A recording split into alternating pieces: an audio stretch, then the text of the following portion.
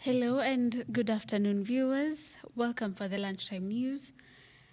To inform you what is happening internationally and around the country, my name is Vidalis Njoki, and that is my sign name. Our sign language interpreter is Wanjangede. On to our first news item, President William Ruto has now directed all security agencies to ensure places of worship are well guarded to safeguard the sanctity of the church. Speaking while attending a church service at the Pefa Church in Gikomba, President Ruto warned politicians against turning places of worship into arenas for setting political differences.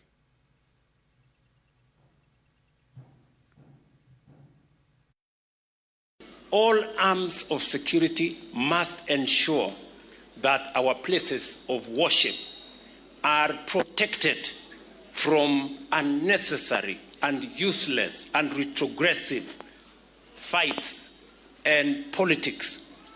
All of us have platforms outside the church where we can conduct our politics. Kwa madhabahu kanisani ni pahali pa heshima, tusilete siasa, tusilete chuki, tusilete ugomvi, tusilete fujo. We want our churches to be a place of peace, a place of seeking God.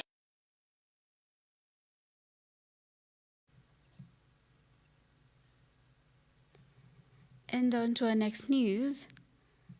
The Orange Democratic Movement chairperson Gladys Wanga now says ODM is demanding a 50-50 power-sharing deal with President William Ruto's United Democratic Alliance.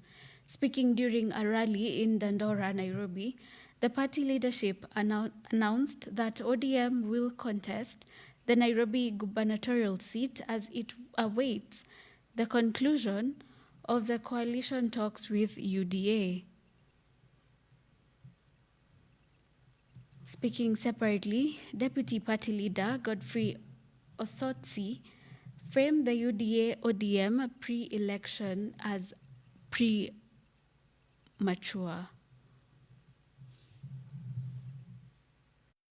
Wasikizane, ile ng'ombe ikatwe katikati. ODM ichukue nusu, UDA ichukue nusu. Ya 10-point agenda kuhakikisha ya kwamba vijana ambao waliumia kwa post-election violence wapate compensation. Governor ni Odi na president atakuwa ni wa broad based, ambaye sisi tutakuwa tumezungumza pamoja na wenzetu wa UDA.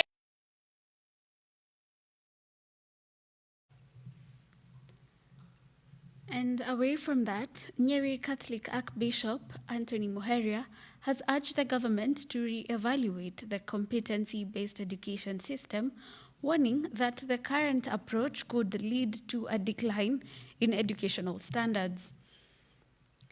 The Archbishop has criticized how the grade 10 transition is being handled, saying the government is gambling with the future of the pioneer CBE class.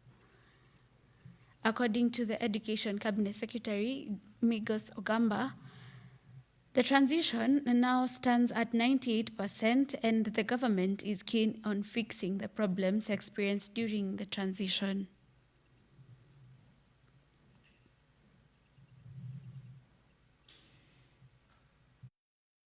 I think we need order because the schools they give food to these children. We have to take care of their needs.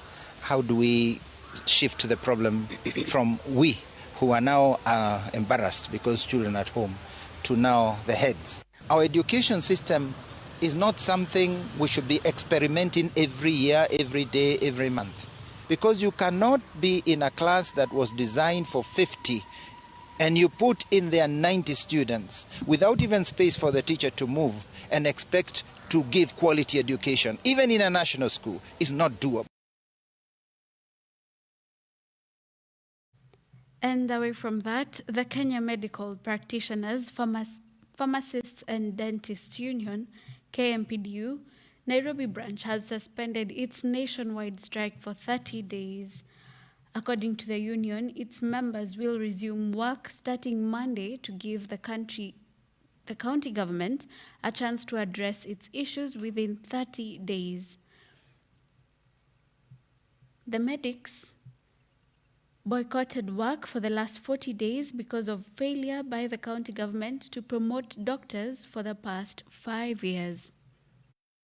Please know that as doctors, we have actually done our part and we are going back to work tomorrow to serve you 100%, 101%. We are leaving it to the county. Governor and your CCs and your team, we are leaving it to you. If you want to sort this issue, please sort it out. If you don't want to sort it, 30 days is not allowed. It's already, actually now we are talking about 28 days. They will lapse and we'll still call our members back out because we'll still come back here and tell them that we are going back again. Because we cannot continue living like this. We cannot afford a private health care. We cannot. You have not prioritized life. You prioritize roads, you prioritize houses, you prioritize lands. I'm just wondering, you have not you prioritize giving a child food and you can't prioritize giving that child health so that they can even eat that food. Nairobi County, this is not a reprieve, this is a warning. You must do right this time round. Do right by the doctor. Do right by the patient. Because come 30 days, we'll be here again. And want to remind you, this time round, again, the ball is in your hands. Solidarity for us. And in other news, transport operations across the country are set to be disrupted today, Monday, as matatu operators begin the nationwide strike to protest attacks by boda operators. Matatu operators say the decision was made after the government failed to take any action on the arsonists, who they say have caused them losses running into millions of shillings. As we had earlier announced, the strike is on. There will be no public transport from all major cities in Kenya. Every arson that has been occurred, whether to a truck, to a private vehicle, or to a matatu, these are Kenyans and their investors. Their property must be protected.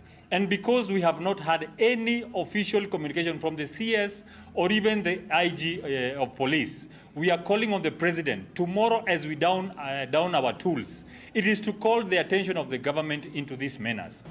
That the government should come on board to help us do away with these log individuals who are trying to taint the bad name of boda sector for those who are genuinely working to ensure that they support their family and also give back to the society. And finally, road carnage continues with sad state of affairs as 3 people died on the spot after the driver of a truck ferrying logs lost control of the vehicle and at Arimi Bridge along the Molonjo Road in Nakuru on Saturday night. That is all for the lunchtime news. Don't forget to join us for the 4 p.m. brief news with myself. Enjoy your afternoon and goodbye.